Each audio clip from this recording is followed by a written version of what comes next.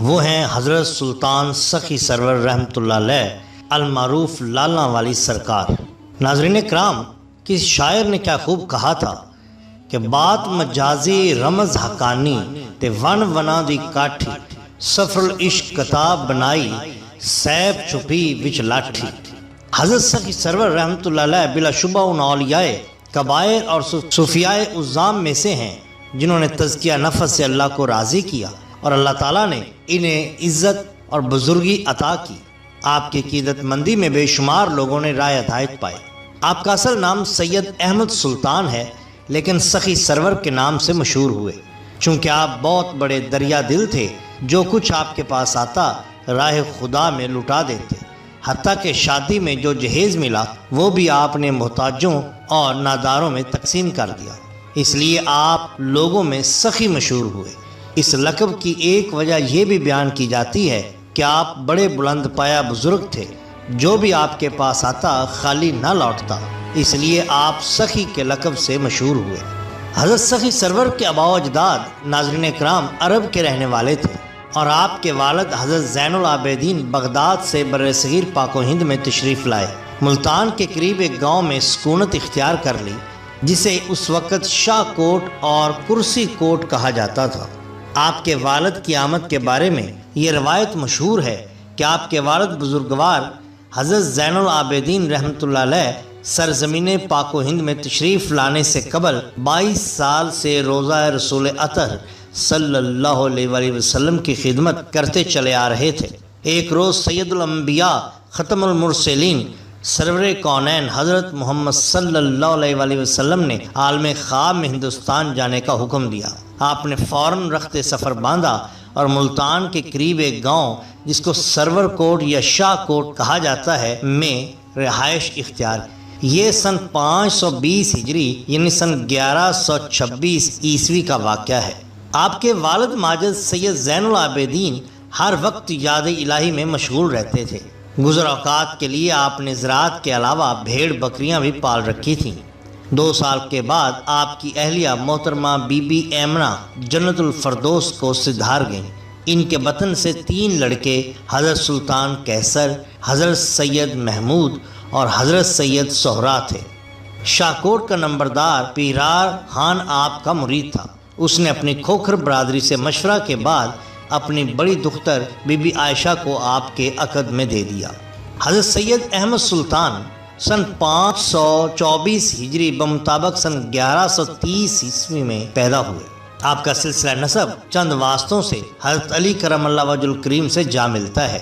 آپ کا سلسلہ نسب کچھ اس طرح سے ہے: سید احمد بن سید زین العابدین بن سید عمر بن سید عبداللطیف بن سید بہاؤدین بن سید غیاث الدین بن بہاؤدین بن سید صلاح الدین بن سید زین العابدین بن سید عیسیٰ بن سید سہلے بن سید عبد الغنی بن سید جلیل بن سید خیر الدین بن سید ضیاء الدین بن سید داؤد بن سید عبد الجلیل بن سید اسماعیل بن امام جعفر صادق بن امام محمد باقر بن امام زین العابدین بن سید امام حسین بن سید حضرت علی کرم اللہ وجہ الکریم۔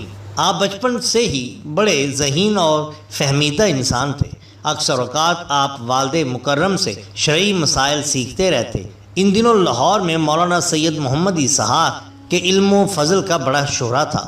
آپ کو علوم ظاہری کی دیوار سے آراستگی کے لیے لاہور بھیجا گیا۔ حضرت مولانا کی محبت اور ان کی صحبت اور تربیت اور تعلیم کی بدولت آپ ان تمام صلاحیتوں اور صفات سے مزین ہو گئے جو کسی عالم دین کا خاصہ ہوا کرتی ہیں۔ تحصیل علم کے بعد واپس آ کر باپ کا پیشہ اختیار کیا، لیکن زیادہ تر وقت یاد الہی میں ہی بسر ہوتا۔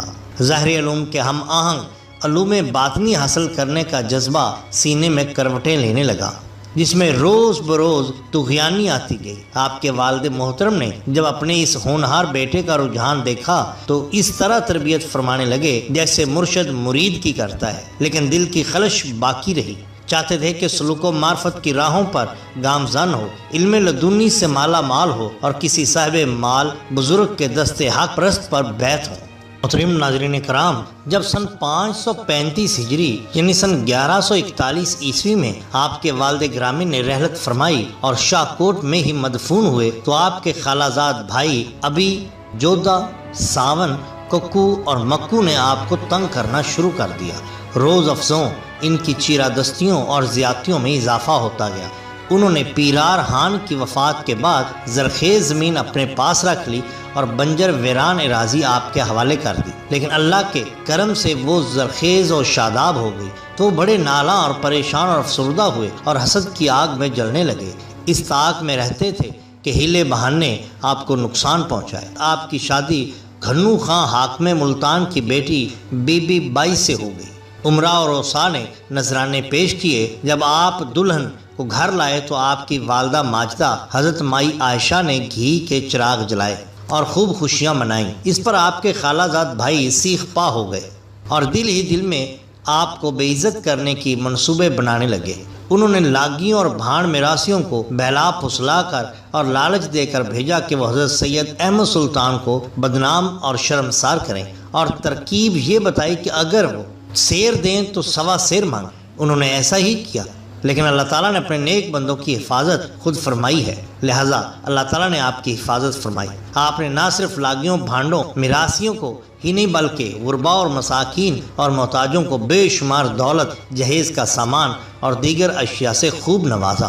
اس دن سے آپ سخی سرور، لکھ داتا، لکھی خان، لالاں والے، پیر خانو، شیخ راون کور وغیرہ مختلف القابات سے نوازے جانے لگے، لیکن سخی سرور کا لقب ان سب پر حاوی ہو گیا۔ آپ کے خالہ زاد بھائی بھلا یہ کب برداشت کر سکتے تھے، لہذا ان حسد اور انتقام کی آگ مزید بھڑک اٹھی۔ اسی اثنا میں آپ کی والدہ محترمہ اور سوتیلے بھائی سید محمود اور سید سہرا راہی ملک عدم ہوئے اور شاہ کوٹ میں ہی دفن ہوئے تو آپ دل برداشتہ ہو گئے۔ کسی مرد حق کے ہاتھ میں ہاتھ دینے کا جذبہ بڑی شد و مد سے بیدار ہو گیا۔ تلاش حق کے لیے آپ مختلف مقامات کی سیر و سیاحت کے بعد عراق گئے اور وہاں سلسلہ طریقت کے 3 سلسلوں یعنی چشتیہ، سہروردیہ اور قادریہ سے فیض حاصل کیا۔ آپ نے حضرت مودود چشتی کی صحبت میں رہ کر ان سے سلسلہ چشتیہ میں خرقہ خلافت پایا۔ بغداد میں آپ حضرت سید عبد القادر جیلانی رحمۃ اللہ علیہ کی خدمت میں بھی کچھ عرصہ رہے اور اس طرح ان سے بھی آپ نے سلسلہ قادریہ میں فیض پایا۔ ان بزرگوں کے علاوہ حضرت سخی سرور نے شیخ الشیوخ شیخ شہاب الدین سہروردی سے خصوصی فیوز حاصل کیے اور بعض تذکروں کی روح سے حضرت شیخ شہاب الدین سہروردی نے آپ کو خرقہ خلافت بھی عطا فرمایا۔ آپ کا ذاتی رجحان بھی سلسلہ سہروردیہ کی طرف زیادہ تھا، یہی وجہ ہے کہ آپ کا شمار سلسلہ سہروردیہ کے بزرگان میں ہوتا ہے۔ حضرت سخی سرور کا شجرہ طریقت حسب ذیل ہے۔ حضرت سخی سرور، حضرت شیخ شہاب الدین سہروردی، شیخ ابو نجیب، شیخ وجیہ الدین، حضرت ابو عبداللہ، حضرت اسود احمد، حضرت ممشاد علی، حضرت البصری، حضرت حذیفہ، حضرت ابراہیم بن ادم، حضرت فضیل بن ایاد، حضرت عبد الواحد، حضرت خواجہ حسن بصری اور حضرت علی کرم اللہ وجہ الکریم۔ ناظرین، بغداد شریف سے واپسی پر آپ نے چند دن لاہور میں قیام فرمایا اور پھر وزیر آباد کے قریب سہدرہ میں دریائے چناب کے کنارے یاد الہی میں مشغول ہو گئے۔ اسی موضع میں آپ ارشاد و تلقین میں مصروف ہوئے۔ چند ہی دن میں شہرت اور مقبولیت کا یہ عالم تھا کہ لوگ دور دور سے آ کر اس شمع معرفت کے گرد پروانہ وار جمع ہو جاتے۔ آپ کی بزرگی اور ولایت کا چرچا 4 وانگ عالم میں ہو گیا۔ ہر وقت لوگوں کا ہجوم ہونے لگا۔ جو بھی حاجت مند در اقدس پر پہنچ جاتا دامن بھر کے لوٹتا۔ آپ کو جو کچھ میسر آتا فوراً رائے خدا میں تقسیم فرما دیتے۔ ہر جگہ آپ کو لوگ سخی سرور اور سخی داتا کے نام نامی اس میں گرامی سے یاد کرنے لگے۔ آپ کی خدمت میں حاضر ہونے والے دنیا کے ساتھ دین کی دولت سے بھی مالا مال ہونے لگے۔ دن بدن آپ کے چاہنے والوں، معتقدین اور مریدین میں بھی اضافہ ہوتا چلا گیا۔ دھونکل میں بھی آپ نے چند سال قیام فرمایا۔ جہاں آپ نے ڈیرا ڈالا وہاں بڑی اجاڑ اور ویران جگہ تھی۔ اللہ تعالیٰ نے اپنے فضل و کرم سے وہاں پانی کا چشمہ جاری کر دیا۔ مخلوق خدا یہاں بھی جوک در جوک آنے لگی۔ میلوں کی مسافت طے کر کے لوگ آتے اور اپنے دکھوں، غموں اور محرومیوں کے مداوع کے بعد ہنسی خوشی واپس جاتے۔ ایک دن دھونکل کے نمبردار کا لڑکا کہیں غائب ہو گیا حاضر خدمت ہو کر اس نے عرض کی تو ارشاد فرمایا مطمئن رہو شام تک لوٹ آئے گا۔ چنانچہ ایسا ہی ہوا۔ وطن معلوف سے نکلے کئی سال ہو گئے تھے، لہٰذا واپس شاہ کوٹ تشریف لے گئے۔ اسی اثناء میں آپ کی شہرت اور بزرگی کے چرچے ہندوستان کے گوشے گوشے میں پہنچ چکے تھے۔ سینکڑوں میلوں کا سفر طے کر کے لوگ آپ کی خدمت میں حاضر ہوتے تھے۔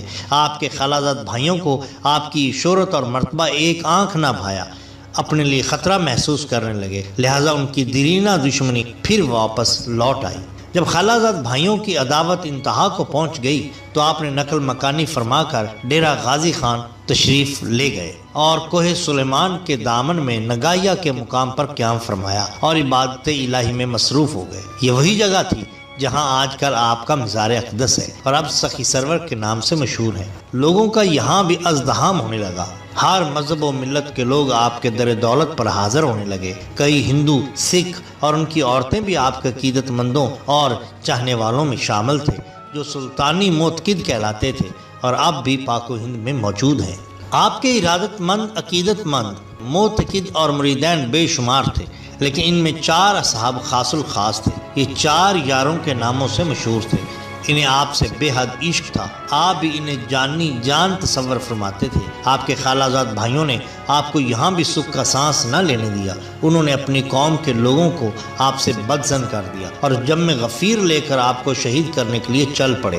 ان دنوں آپ کے سگے بھائی حضرت سید عبد الغنی المعروف خان ڈھونڈا والے 12 کوس دور قصبہ ودود میں عبادت اور ریاضت میں مشغول رہتے تھے۔ ان کے خادم نے جب خالازاد بھائیوں کے عزائم کے بارے میں اطلاع دی تو تنہا ان کے مقابلے میں اتر آئے اور 72 اشخاص کو حوالہ موت کرنے کے بعد جام شہادت نوش کیا۔ اس کے بعد وہ سب لوگ نگائیہ پہنچے۔ اس وقت حضرت سید احمد سلطان سخی سرور نماز پڑھنے میں مصروف تھے۔ چند ایک خادم اور 4 یار موجود تھے۔ نماز سے فراغت کے بعد جب آپ کو اطلاع دی تو آپ گھوڑی پر سوار ہو گئے۔ بھائیوں نے حملہ کیا تو آپ نے بھی جنگ شروع کر دی اور یاروں سمیت مقام شہادت سے سرفراز ہوئے۔ دم واپسی آپ نے ارشاد فرمایا کہ میرے یاروں کو مجھ سے بلند مقام پر دفن کیا جائے۔ چنانچہ حسب الارشاد ایسا ہی کیا گیا۔ 22 رجب المرجب سن 577 ہجری یعنی سن 1181 عیسوی کو 53 سال کی عمر میں آپ کو شہادت نصیب ہوئی۔ آپ کا مزار اقدس ڈیرہ غازی خان کی مغرب کی جانب 20 کوس بستی سخی سرور میں مرجع خلائق بنا ہوا ہے۔ ناظرین اکرام، اگر آپ کو ہماری یہ ویڈیو پسند آئی ہو تو لائک کیجیے اور سبسکرائب کیجیے ہمارے چینل دا باٹم لائن کو، تاکہ ہم آپ کے لیے اور بھی بہترین ویڈیوز لا سکیں۔ اپنے دوستوں کا، گرد و نواح کے لوگوں کا بہت خیال رکھیے۔ اللہ اور اللہ کے رسول صلی اللہ علیہ وآلہ وسلم سے بہت بہت محبت کیجیے۔ آپ کا بہت شکریہ۔ اللہ حافظ۔